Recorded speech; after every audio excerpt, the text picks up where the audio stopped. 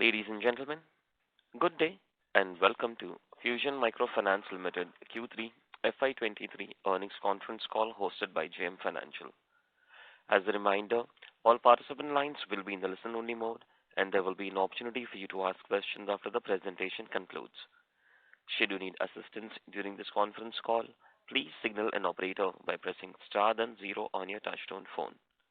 Please note that this conference is being recorded.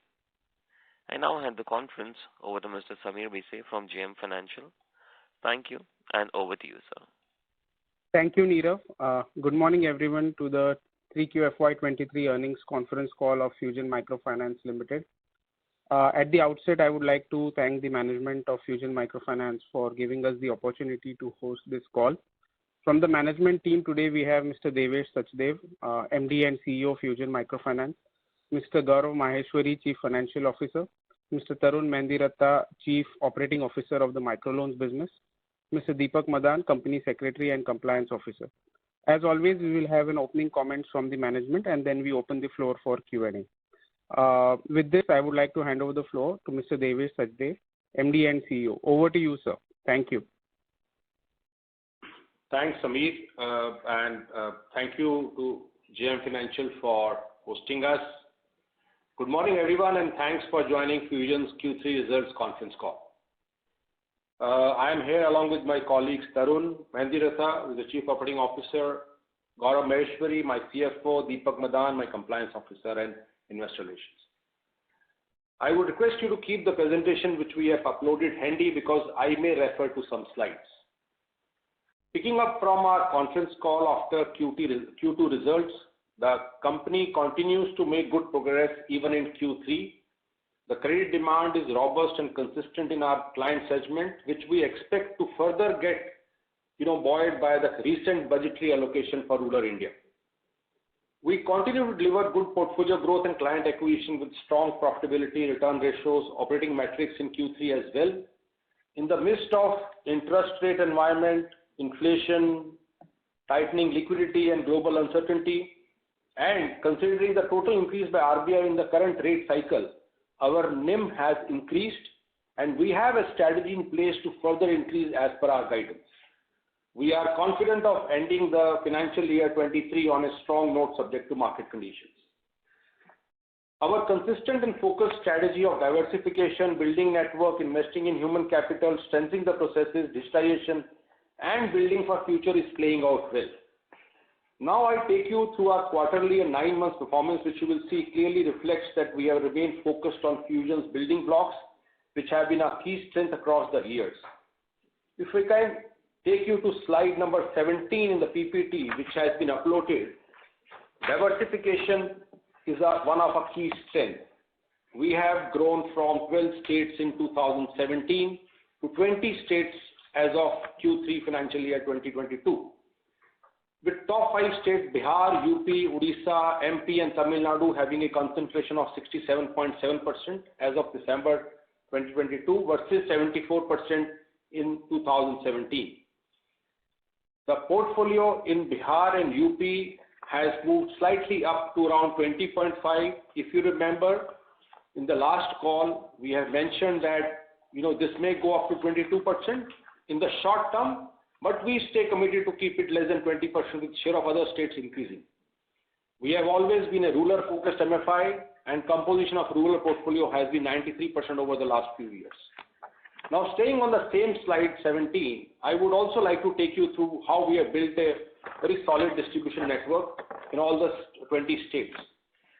With our focus on organic growth, we added 123 branches in the 9 months till Q3 of this year. Our branch strength now stands at 1057 versus 934 as of financial year 2022, which is a growth of 13% versus the last financial year. I would also like to mention here that we have started operations in Karnataka, taking tally of total states to 20. We have opened 9 branches to start with. Let me also mention here that we will be following a very calibrated approach. Whenever we enter a new state, we actually look at the portfolio, we look at the client behavior, we settle down, human capital, then only we expand. We also continue to mine deeper in our existing states. As was mentioned in my last call that we were targeting to open 170 branches in this financial year between the two business lines, MFI and MSME, of which around 140, 123 which have opened. There are now 17 which have got sanctioned, are done, and we are confident of closing near to 170. You can see that slide 18 depicts the resultant outcome where our AUM as of Q3 is 8,653 crore, registering a year-on-year growth of 45%. You can also see consistency in disbursement over the last 3 quarters. And this was made possible by early implementation and execution of new harmonized guidelines, helping us achieve consistent disbursement numbers in Q1, Q2 and Q3. Pent-up demand in our diversified and extensive network. Let me also mention here that we have followed a very calibrated approach with equal focus on processes, risk and portfolio quality. We believe in quality growth with an eye on long-term sustainability. I would also like to mention here that we do not believe in doing it seasonal quarters. As you can see that our disbursements growth has been very consistent. Even in the Q4, you will find a consistency. You will not find a sudden spike in the Q4. The growth rate will be in this range only even in Q4. We were amongst the earliest to incorporate the new guidelines in May 2022. The guidelines clearly broaden the strike rate and define the parameters of household income and fixed obligation to income ratio, which will help streamline per borrower exposure, as also give an updated status of the household debt servicing capacity. Given that our portfolio is 93% rural, our retail overlap is 12 to 14% against semi-urban, urban overlap of 30-34%. I would also like to mention here that the early impact I want to share about after the implementation of the new harmonized guidelines. We have seen that the approval rates have mildly increased, in terms of, decreased by 8 to 10% after, launch of these new guidelines, which we see is a positive thing because it will improve the overall client acquisition, quality of the client acquisition, and long-term sustainability of the sector. Moving you to slide 20, which I would request your attention to, it highlights that while maintaining consistent growth, we continue to maintain our focus on fundamental prudence. Let me, briefly cover the key metrics here. It will be very pertinent to talk about our consistency in adding new clients, the way our field teams are oriented with overarching organizational strategy of diversification and organic growth. Fusion team members are focused towards broad-basing our coverage and leveraging the diversified network by adding new customers to the portfolio. We have now total 0.4 million borrowers as of Q3, registering a year-on-year increase of 37% and quarter-on-quarter increase of 7%, where number of borrowers in Q2 was 3.18 million. I would also like to add here that in 9 months till in this financial year, we have added 6.7 lakh customers in comparison to 3.6 lakh customers that were added in the corresponding 9 months post last financial year. We continue to have a healthy mix of new and existing customers as defined in our overall average ticket size, disbursement size of 38,700 as of Q3 versus 37,000 in Q2. So you could see that the growth which you are seeing is not coming by increasing the ticket size. What we are seeing is that our borrowers are now moving to the next cycle. That may have some impact in terms of our disbursement size. Also, I would like to mention here that the first loan cycle, we have not increased in the last 3 years because of the COVID. We are, we have mentioned in the past, we are very calibrated. We look at 10-12% increase in the ticket size, depending on inflation, market conditions, competition. So we are really looking at some of these aspects, but let me assure you that this will be as per our guidance of prudence. If you see our outstanding for borrower, which in Q3 is 24,800, it's basically a flat, largely flat if you compare from the last quarter. Another very relevant data point in the context of our focus on borrower addition. Customers unique to Fusion as of September is around 36-37% as per the data from the Bureau. If you remember, we have mentioned the last call that this number as of March 22 was 41%. There is a marginal decline because of the fact that disbursement at a sector level have increased. Going ahead, slide 19 mentions our performance vis-a-vis the key productivity metrics and clearly demonstrate our focus on leveraging scale and consistently and constantly working diligently on improving operational efficiency. Our GLP per branch has consistently grown and now stands at 8.4 crore per branch as of Q3 versus 7.1 crore as of Q3 of financial year 2022. Even from Q2 of financial year 2023, from 7.9 crore, it has moved to 8.4 crore. Similarly, our gross loan portfolio per field officer or what we call as a relationship officer has also been tracking strongly across quarters, with Q3 being at 1.3 crore per RO versus 1.14 crore per RO as of Q3 of financial year 2022. Even from Q2 of 2023, it has moved from 1.25 to 1.3 crore. We also continue to focus on optimizing reach and customer coverage.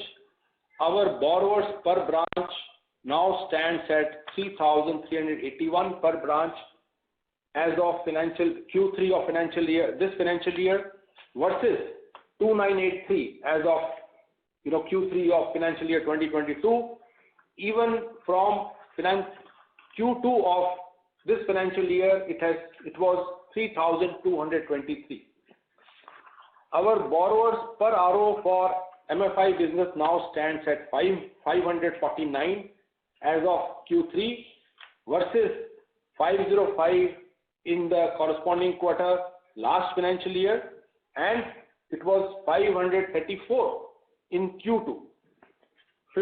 Let me also mention to you that 50 out of our total branches, 57% of the branches have a vintage of more than 3 years, and their contribution to the portfolio is 72%. So you can see the kind of headroom which is available for growth. Coming to slide number 7. Composition of our portfolio sourced between pre-April and post-April as of December 22. Portfolio sourced post-April 21 is 8,180 crore, which is 97% of the total MFI book, and the pre-April portfolio is 252 crore, which is 3% of the total MFI book. And you can see the collection efficiency which is depicted in this slide. The standalone collection efficiency in the portfolio sourced after COVID-2 is more than 98%, including overdues, but without prepayments. Moving to the slide number 8, our GNPA stands at 3.69% and net NPA at 0.98%. As per our earlier guidance, we have added another 7.7 crore to management overlay.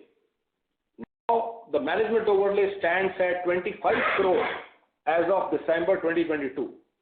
As we mentioned in our last call, we want to build extra buffer for any uncertainty.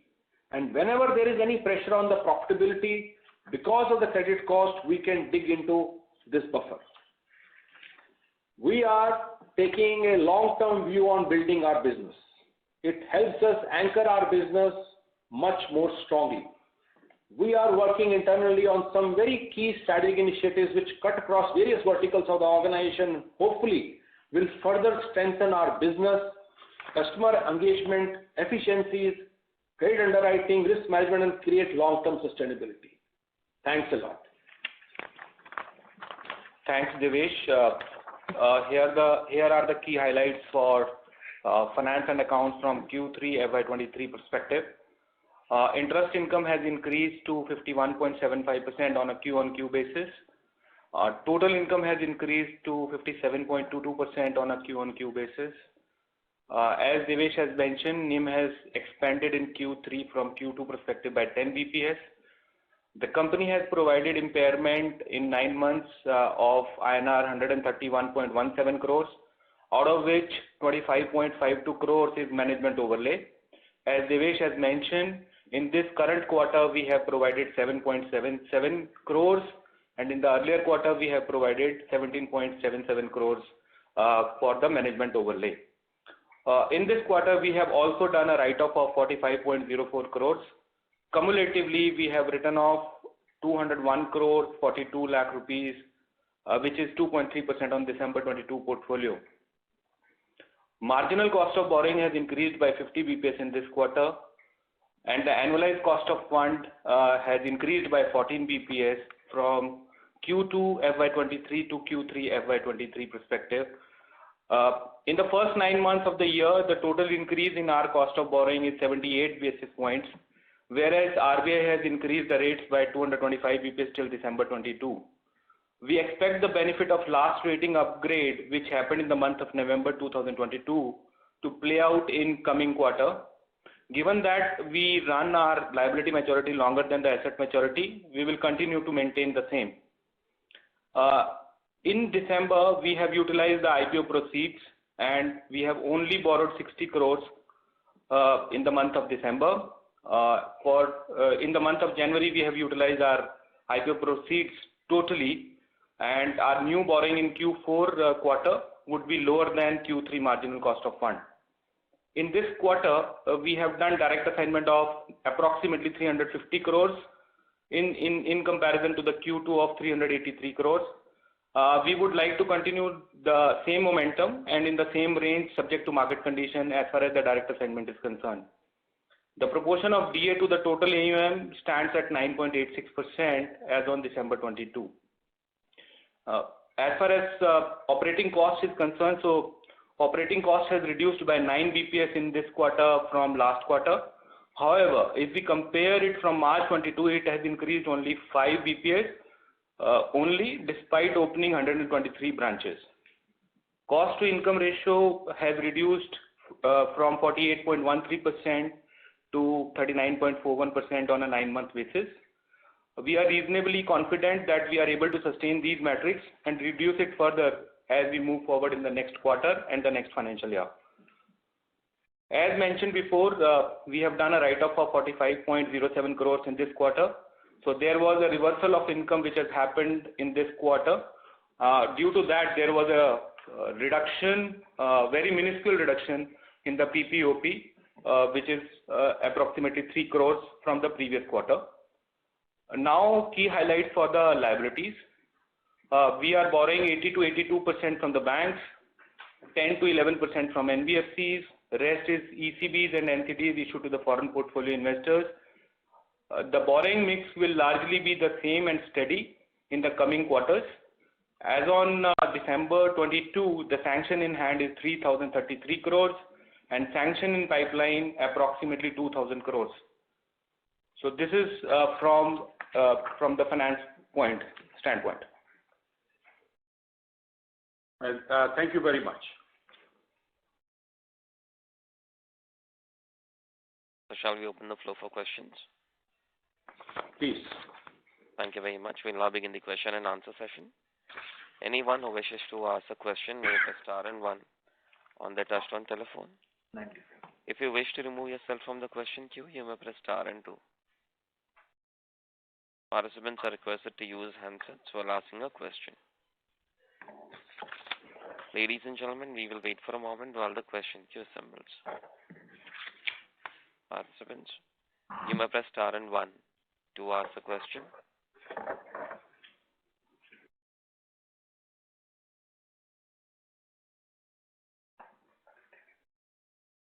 The first question is from the line of Manju Oberoi from Yes Securities. Please go ahead. Sir, hi, this is Rajiv here. Good morning. Congrats on strong results, and thank you for taking my question. So, sir, my question is on the bad debts, recovery experience of ours. So when I compare with the bad debts recovery versus the overall written-off pool, it's slightly lower for us versus peers. So in the last 7 quarters, we would have written off 500 odd crores worth of portfolio, and the recovery we have got is only 20 crores so far. So why would this difference be in terms of recovery experience?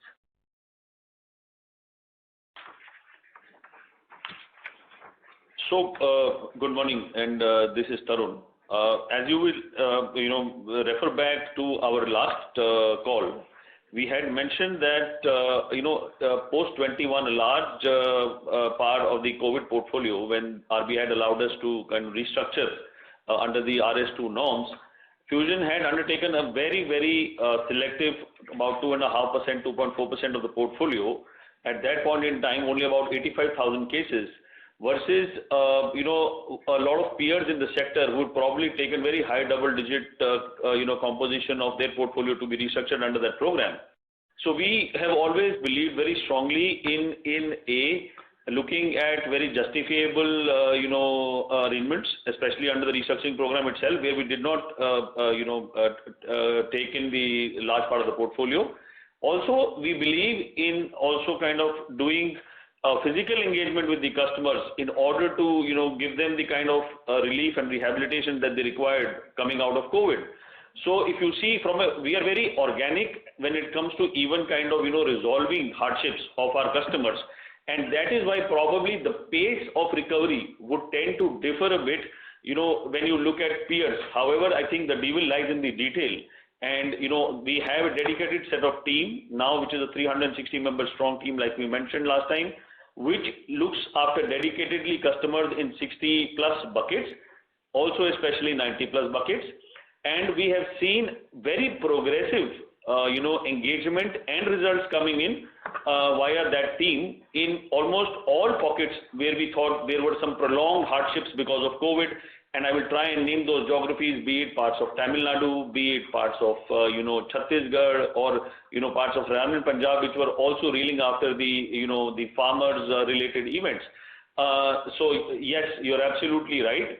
For the sector, the progression of these recoveries have been a little kind of curtailed, but I would say that we have chosen the path to, take it in a more organic manner, and you will see as we go along in the further quarters, because we are seeing the early indicators of that particular thing. So, people in our portfolio who probably did not pay us any single installment, have come down significantly. So month on month, I am seeing reduction in people who did not service any part of their debt, even when their loans are active, or for that matter, there has been, very, very encouraging improvement in current efficiencies across all our states.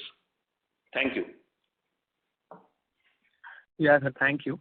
And the second question is on the flows. So when I look at flows into stage 3, adding back the write-off, the flow is about 50-55 crore, slightly higher number again here. Because when I look at the collection efficiencies being reported on the new pool and the old pool, they are pretty high, even adjusted for prepayments and not adjusted for prepayments. So they are not indicative of such slightly higher flow forwards. So how should we look at NPLs now? Because if every quarter, if we have slightly material flows forward, and even if we try to clean up the book, because we have got a significant amount of provisions and we can keep on writing off the old NPLs. But then where do we see this gross NPL number settling? Because there is some consistency in flow also going into the gross NPL number. So as far as the gross NPA flows is concerned, so largely out of the total portfolio which we have on PAR 90, near about 65 to 70% is largely towards on the older portfolio. And looking at the base of the new portfolio which we have at a 97%, so obviously the historical pattern suggests that there would be a flow which is going to happen naturally, which is as a part of the business. So if you see the total combination, So 65 to 70% is the older portfolio and the 30% on a larger pool. I think that will give you a greater sense that once we are slightly go beyond this progression of a write-off from a coming quarters, so maybe post that we will see a sustainable gross NPA level going forward in the next financial year. Got it. So then that normal and sustainable number of credit cost will be around what number? So it would be very difficult because as of today, the pool which we have on a 90 plus largely pertains to the older portfolio. And as Tarun has mentioned that we have a separate collection team which is putting in place on that to have a collection. So to give a number to that, I think Q4 guidance, in Q4 results when we are going to give, there would be a slightly more particular guidance around that. So let's wait for the Q4 results to give a guidance for the next year going forward. Yes, sir. Just lastly, Gaurav, on the other income being lower in this quarter, 12 crore and this quarter was 7 crore and the balance sheet liquidity has slightly gone up. So why this other income was slightly lower? So there are 2-3 things which has happened because once you receive a IPO money, you can't invest in a mutual fund. You have to put it in a fixed deposit. And because we are going to utilize that money for our disbursement perspective, so we have put it into the shortened term of the FDs, which are not that equivalent to your mutual fund rates. When you put it into some period for more than 14 days or more than 21 days, so your alpha becomes there. So that was the case for this quarter. You will see because now we have utilized our proceeds, this number coming back in Q4. Got it. Thank you so much for answering all my questions. Thank you. The next question is from the line of Darpin Shah from Haitong. Please go ahead. Yeah, thanks. Congratulations, guys, for a great set of numbers. A few questions from my end. The first is, if we can help with, the overlap with other lenders in our key geographies. If you can help with that number.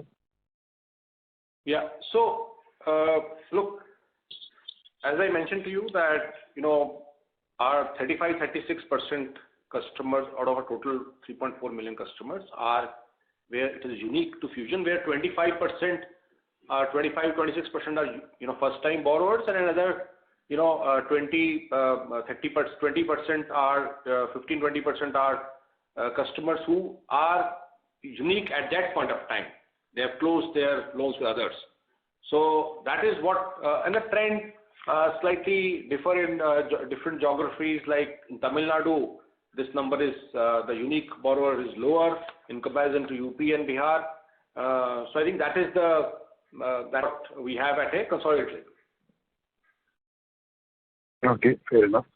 So can we assume that the borrowers in our key states will be or slightly on a lower side because now we are seeing many of the new players, or not rather new players, many of the players still entering UP, Bihar and then making the place more crowded there? Good morning.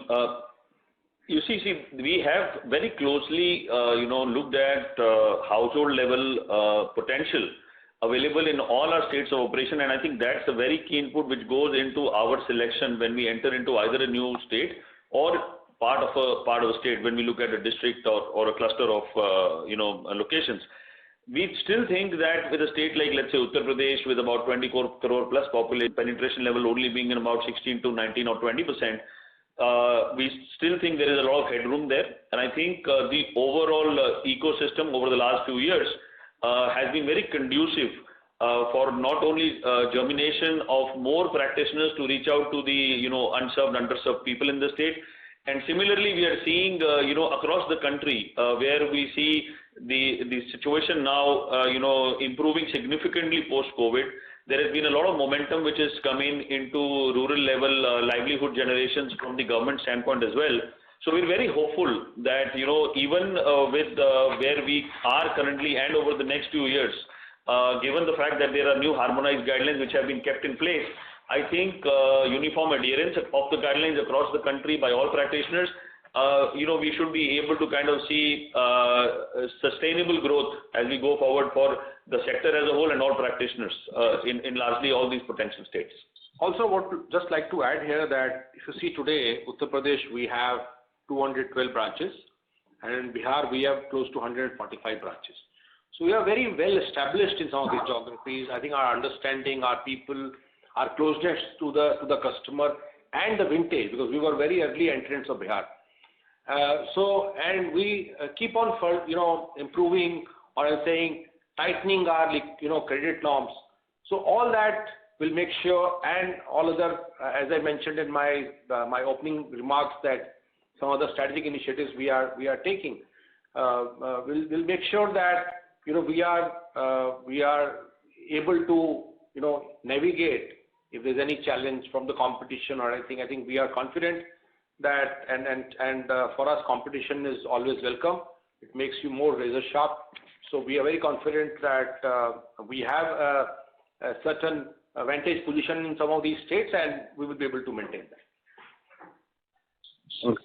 So next question is on growth. So you can sustain the growth. So if you can help us, what kind of growth you're looking for, say, FY23 and then beyond for next couple of years. Yeah, I think, look, this year we are already at 44-45%. So because there was as I mentioned again in my opening remarks, there was a pent-up demand. We had the network.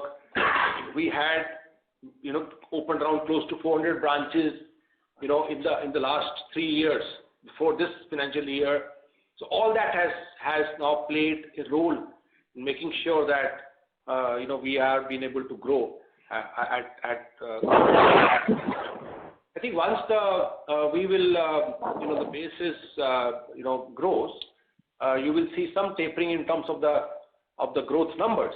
But we will give a clear guidance, in terms of some range-based guidance in the once we come out with our Q4 results. Okay, fair. And the last question on asset quality, if you can provide some numbers if possible on the JNPAs state-wise, top 2-3 states-wise, if you can provide that number, that would be helpful. Thank you. Okay.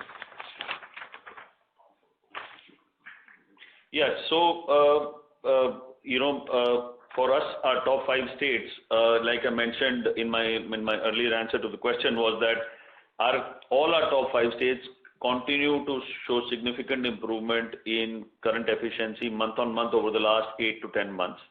So, assuming if you look at 90+ numbers, for our top 5 states, very happy to share that for the state of Bihar, our 90+ numbers are in the range of about 1.2 to 1.4%. For Uttar Pradesh, the number is again in the similar range of about 1.2 to 1.3%. Odisha and MP again are at our almost like our national average of around 3 to 3.5% range. And we have seen a lot of improvement in our 5th largest state, which is Tamil Nadu, which has shown great kind of recovery from its post-COVID times.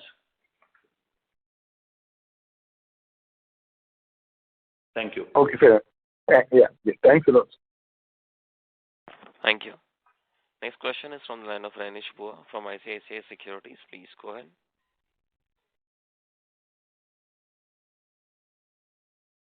Renish, may I request you to unmute your line from your side and go ahead with the question, please?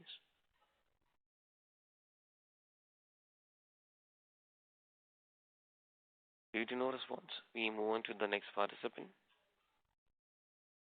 The next question is from the line of Shripal Doshi from Equirus. Please go ahead.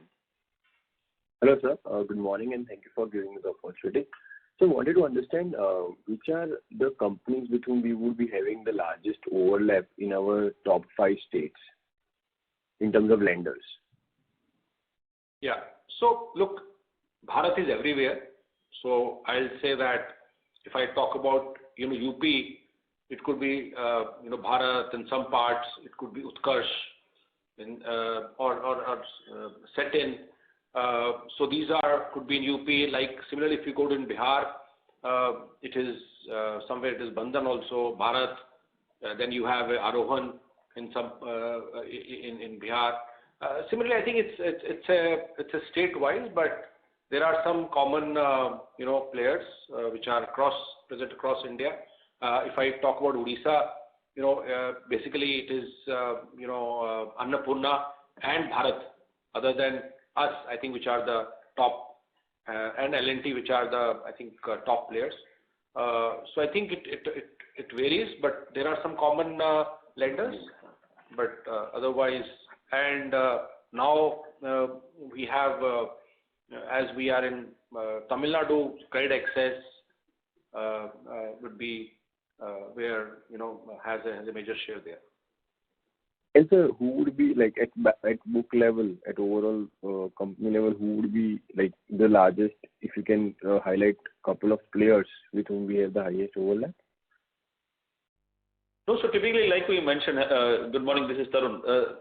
As I think Devesh mentioned earlier that, we are in 20 states, and while the 20th state has been added just very recently, but 19 states, when we look at the listing of the top 10 states, even in, let's say, in the micrometer, you realize that all of them are there in 14 plus states. So there is a overlap which you will see in every geography. However, some of these financiers over the years have grown in selective geographies more. So like Devesh mentioned earlier, that in Uttar Pradesh we would see this in parts of geographies with Utkarsh or with Satin and Bharat, and similarly in Bihar with parts of Arohan, in Odisha with L&T. So there is no really one set overlap, which I would say, we have more kind of a matchup in every state. So there is different. So credit access, especially in Tamil Nadu and now, parts of South Madhya Pradesh, or let's say, so it does,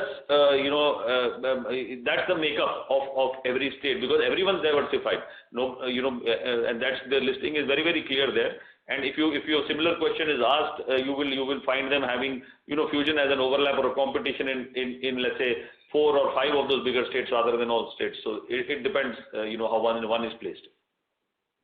Got it, sir. So the second question was with respect to the tenure. So, have we tweaked the feature of our loan product by providing three-year loan tenures to our customers?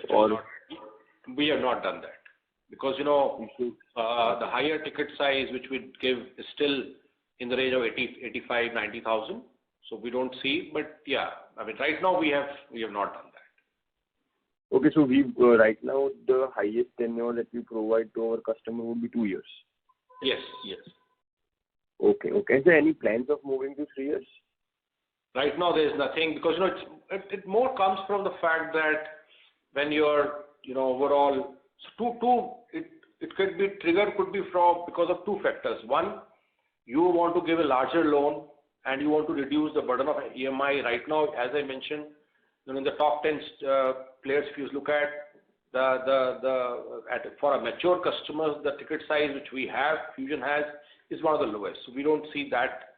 So that trigger is not there. The second, the trigger could be that you are actually wanting to make sure that in the household level guidelines, you want to be only the one lender and all that.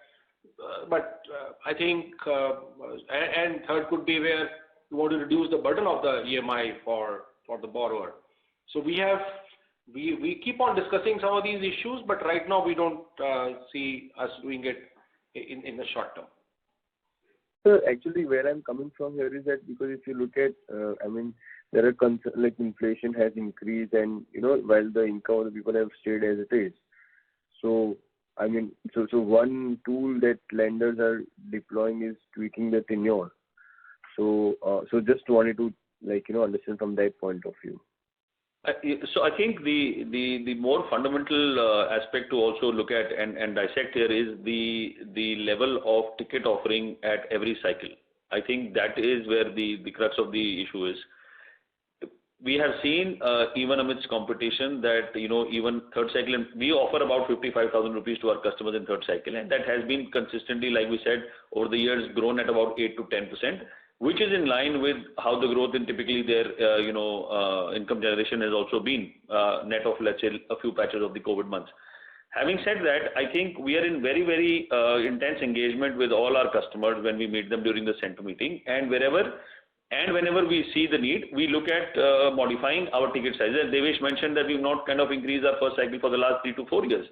But the point is that when we are not offering a larger ticket size, even the fifth cycle, and the customers are absolutely able to manage, also given the fact that we've not seen that kind of a challenge in whenever we've done household level assessment, because we are 93% rural and the retail overlap for us is only about 12 to 16%.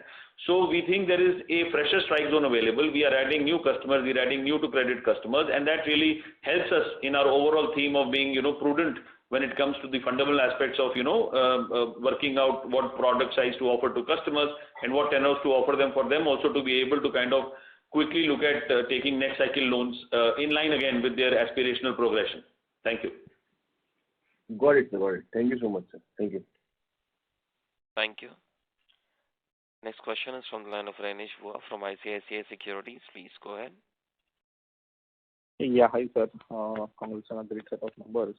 So my first question is on the NII growth, okay, so which remained lower than the AUM growth despite the margin expansion. So can you just explain what is leading to this lower NII growth? So, Ranish, this is Gaurav. So, if you see from a NII perspective, so as we have mentioned earlier that there is a incremental write-off. Like last quarter we did a write-off of 20 crores, and then this quarter we have done a write-off of 45 crores. So there is a larger reversal on the interest income, which is approximately 7 to 8 crore rupees. So that is one of the reasons. Okay. And second, when you do a direct assignment transaction, it totally depends what kind of a yield you are giving to the lender or the purchaser. So if the yield is on a higher side, your present value comes slightly on the lower side. So that are the two major triggers. If you add that back into your NII, it commensurate with your, or it equalizes your AUM growth. Got it. Thank you, Gaurav. And my second question is to David, sir. So, sir, we have been growing since COVID, and now we are clocking or maybe crossing almost 8,000 crore of AUM. So in this base, what do you think could be a sustainable growth assumption for us, internally? No, I think, Renish,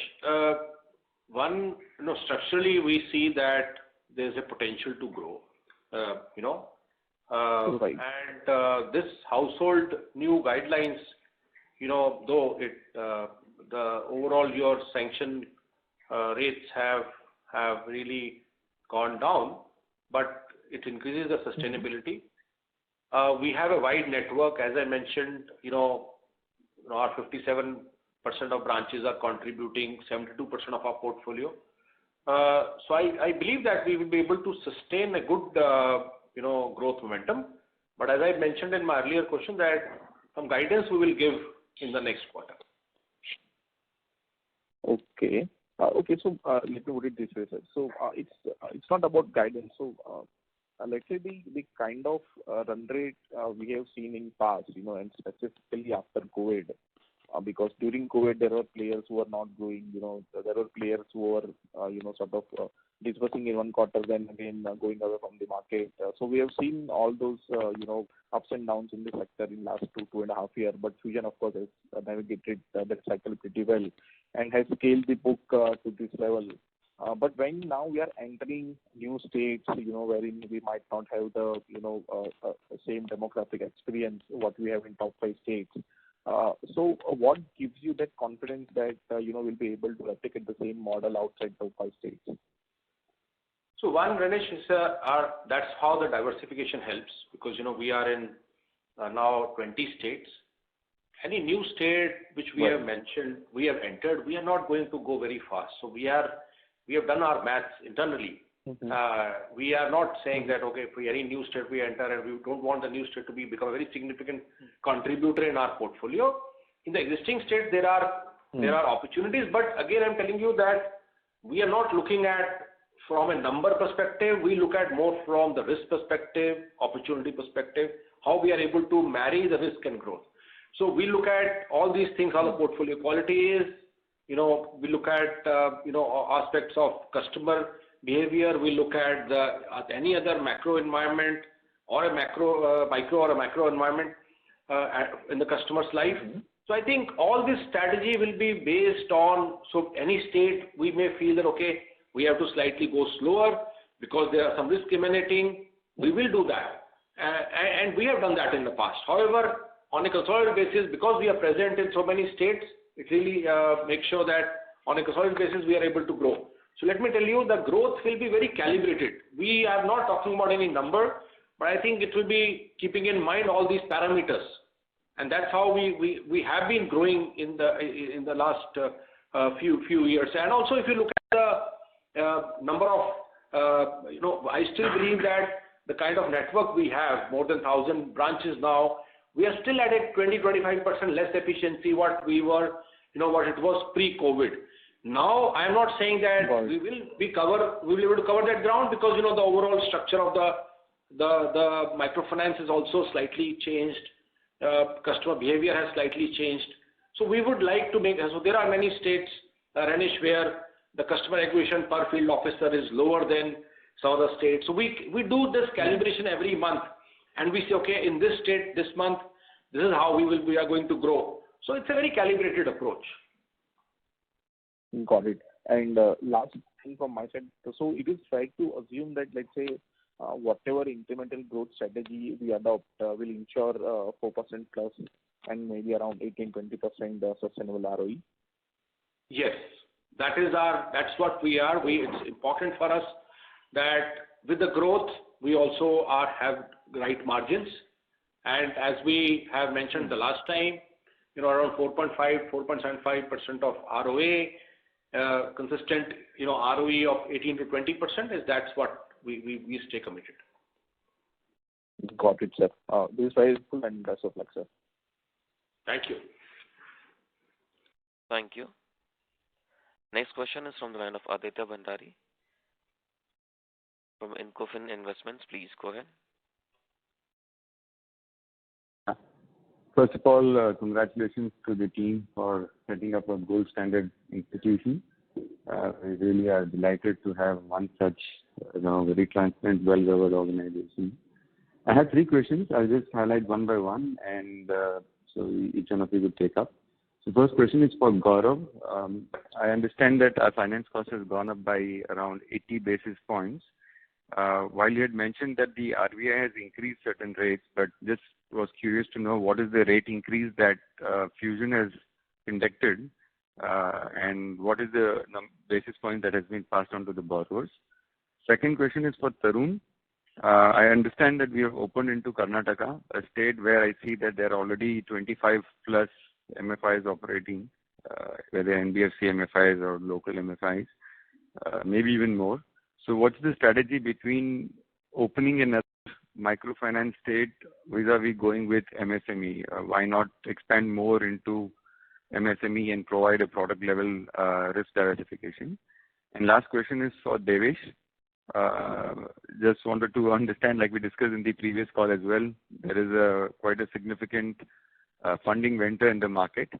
To that extent, we are already at 8,000 plus crore on AUM at 2,200 crore net worth, so almost 4 times AUM to net worth. What will be our strategy to quickly draw up a follow-on public offer to maintain a stronger capital? Because going forward, things are not looking as good in general for our market. It's not Fusion specific, it's more about the capital availability in the capital markets. So these are 3 questions. Thank you so much. So, thank you. I'll start with the third question, which is on the plans for raising next capital. So look, we are very clear. I think it will be a factor of one, the capital adequacy which we want to maintain, the growth momentum we are seeing, and also we would like to make sure that we are able to optimize the stakeholder value.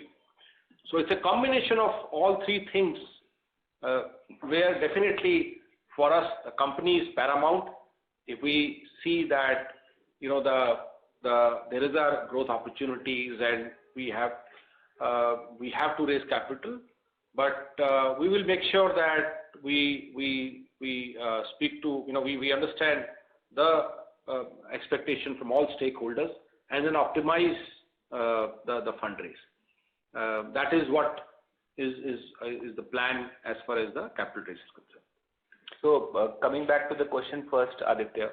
So one is that Fusion is very much calibrated that what needs to be passed on to the ultimate customer and what would be the futuristic cost which is going to happen, and whether we should pass on that or not to pass on, so that it can subsume in the coming quarters. So coming back to your question on that, RBI has increased 225 BPS, and till 9 months we have an increase of 78 BPS. Out of that, in our last analyst call, we have said that we have already increased at the time of new HS guidelines 150 BPS. So there was a certain price which we have already passed on to the customer at that point of time, keeping in mind the interest rate rising scenario. 30 BPS has been passed at that point of time, and in the month of August, we have again 30 BPS has been passed on. So out of 78 BPS, 60 BPS is already been passed on, and because in November we have already borrowed some money because the IPO money was on the monitoring account, and in December, as in my earlier statement, we have started utilizing the proceeds. Is it okay if before Tarun starts, I can ask a follow-up question to Gaurav? Yes, please. Thanks, Gaurav, for that detailed articulation. I see that we have 60 basis points that we have passed, while in the industry people have gone beyond what they have experienced as an increase in raw material cost. So to that extent, isn't it prudent enough to pass everything and expect some level of higher provisioning? Because I think there's very much likelihood that the costs are going to remain here or slightly higher. And I understand the responsible organization that we are trying to work upon, but still I think if the raw material cost goes up, shouldn't we pass it to the borrower quickly enough? Yeah, so Devesh here. So remember, when we did the first increase after the new guidelines came into picture, which is from May, we factored in some of the increment which can happen in the interest rates, and then in August we did 30 bips. So I think, and we believe that we have already done some internal working on the kind of NIM we want to maintain. As we mentioned, we are already at 10.31. I think this will go up to 11.3, between 11.2 and 11.5. I think which is sufficient for us to make sure that to give a very sustainable ROAs. Also, the fact that you mentioned about the responsible organization, I think that is also very critical, because after the new guidelines have come in, the RBI has not done any inspection, and I'm sure I can tell you RBI is very sensitive, because if you look at the guidelines, it does not say that if there's a word which has been used where they say it has to be risk-based pricing. So we have done that. So I think we have to make sure that on the one side we look at the kind of margins we want to maintain. We also have to look at the customer. As customer is coming out of COVID, there is a pressure on the customer's livelihood, and they are just coming back onto normalcy. And then third is the fact that how the expectation of regulator, and I think we would like that we have this comparative advantage and customer should see us as a company which is giving a less rate than other competition. So we would like that it has to be a very calibrated approach where combination of all these factors come into play when we decide the onward lending rate for our borrowers. Aditya, good morning. This is Tarun. Good morning, Tarun. Okay, Aditya, to your second question, as you're aware that we've just entered Karnataka, but let me also tell you that we had obviously done our research and done a lot of data, culling, even when we looked at, let's say, Tamil Nadu about 4 years ago. Because you see, Fusion, was looking at South Zone, which happens to be the Lions also share at, for a significant amount of time from an overall sectoral potential standpoint.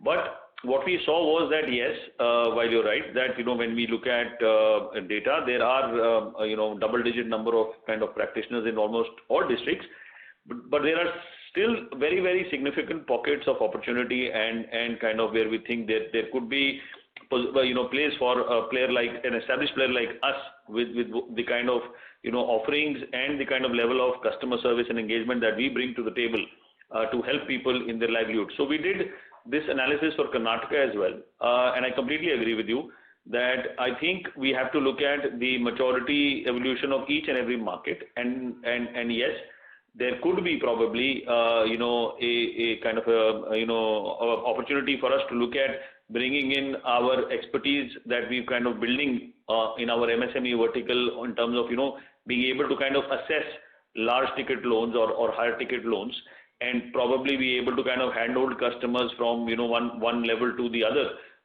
under the same roof. And I think that is what really is domain sharing expertise that we want to kind of reach at, not just merely kind of setting up a list of customers for but just kind of putting them from a cut paste to one MFI to MSE. So MSME. So we are, you're absolutely right. It's just been about 3-4 months. We are taking baby steps there, but we've done a lot of homework. We started with certain clusters there, and we are closely studying, the market, the customer positioning, the behavior. We're also looking at how the customer requirement and strategy of other practitioners is getting kind of married. Because there could be a different kind of a product proposition which we could kind of also bring in as we go along. But then, like we said, it's just too early, and let's see how this kind of shapes up over the next 6 to 9 months from where we are today. Thank you. Thank you, everybody. Wonderful results and best wishes for the next quarter and the years ahead. Thank you so much. Thank you. Next question is from the line of Manju Oberoi from Yes Securities. Please go ahead.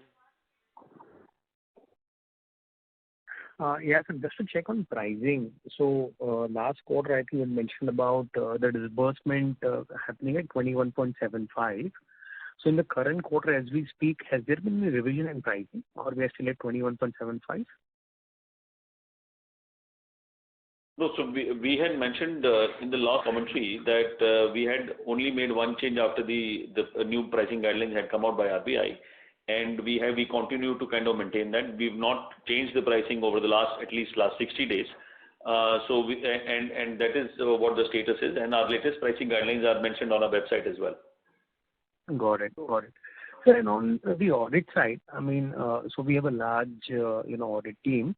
If you can just take us through in terms of, say, audit size versus the AUM size, and, how are we kind of more, better in terms of supervision or monitoring of portfolio versus your peers? Because in terms of frequency of audits or in terms of depth of audits, if you just take a couple of minutes in making us understand the audit structure and the process.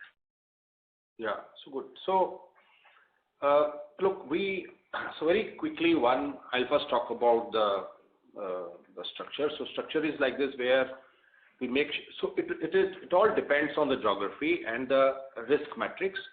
There are areas where we say, okay, it has to be one audit officer for 4 branches. There are areas where it is one audit officer for 3 branches, areas where one audit officer for 2 branches. So that's the kind of, it's all risk-based. And then coming to the second point, we have a risk matrix on audit, how we assess as the branch, where 70, so most the weightage is given on the field monitoring, which is how the branch manager and the field officers are doing the field monitoring, or the senior people are doing the field monitoring. So that is very important component for us. Third thing is where we have also now started we move towards, as per the RBI guideline, more on a risk-based audit. And we also do a group audits depending on the intensity where we feel what are the kind of some challenges which are coming up or being reported by the audit team. So we are very extensive this whole process, and that is one of the reason I think if you look at the last 10-12 years, we had to close only 1 or 2 branches, because even when the audit gets involved, when we open a branch, we were talking about extensively on Karnataka. Even in Karnataka, the audit team has done their own assessment before we opened our branches. Similarly, like there are many states, just to give example, we are in Bengal for last 4-5 years. We have 15 branches. We have not increased more branches because audit has not given us a green signal. So audit plays a very, very important role at a structural level, and the whole they report to a audit committee of the board. So that's very quickly, but because of there's a lack of time, we will be happy to discuss this offline and give you more color about how we do the audit. But let me also tell you the whole audit is now automated, where when you do audit, what are your observations, and when the audit compliance happened, everything is captured around that, and there are complete escalation metrics. If any branch goes to less than a certain scoring point, that branch, even that report comes to me as a CEO to make sure that I look at what are the key risks which are being observed, and then we monitor top 10 branches where the scoring has gone down, and we monitor that, and even the board is given that presentation that how the branches have moved, which were earlier scoring not well, and any branch was scoring well, scoring has gone down. So we have very extensive whole audit mechanism. Yeah, sir, got it. Thank you. This is very helpful. I'll take it offline for more details. The best of luck. Thank you very much. I now hand the conference over to Mr. Samir Bise for closing comments. Thank you everyone for joining this call today, and thank you to the management of Fusion Microfinance for giving us this opportunity to host the call. You may now disconnect. Thanks. Thank you very much. Thank you so much. Thank you very much.